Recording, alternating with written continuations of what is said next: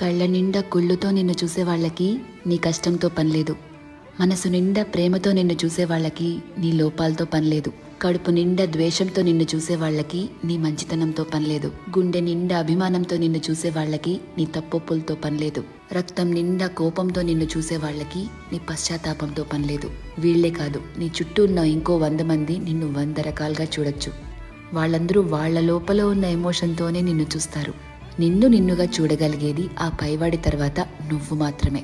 ఎప్పుడైతే నువ్వు నీలో ఉన్న తప్పులు ఒప్పులు, మంచి చెడు, నీలో కోపాలు, నువ్వు చేసే మోసాలు, నీలో మార్పులు, నువ్వు పడే పశ్చాత్తాపాలు, నీ చుట్టూ బాధ్యతలు, నీ ఆశలు, వాటికై నీ కష్టాలు, దేవుడిచ్చిన లోపాలు, నీ ప్రయత్నాలు, ఇలా ఎదుటి వాళ్ళని జడ్జ్ చేయడానికి మనం వెతుకుతూ ఉంటామే, వాటన్నిటి ద్వారా నిన్ను నువ్వు చూసుకోగలిగితే ఎలా అన్బయాస్డ్గా, లాయర్లా కాదు జడ్జిలాగా, అప్పుడు నువ్వేంటో నీకు అర్థమవుతుంది కదా.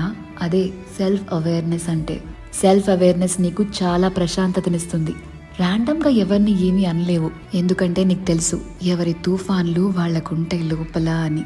ఒకరిని జడ్జ్ చేయటం చాలా ఈజీ అబ్బా, కానీ నిన్ను నువ్వు జడ్జ్ చేసుకోగలిగితే personal growth, peace of mind అన్నీ దొరుకుతాయి.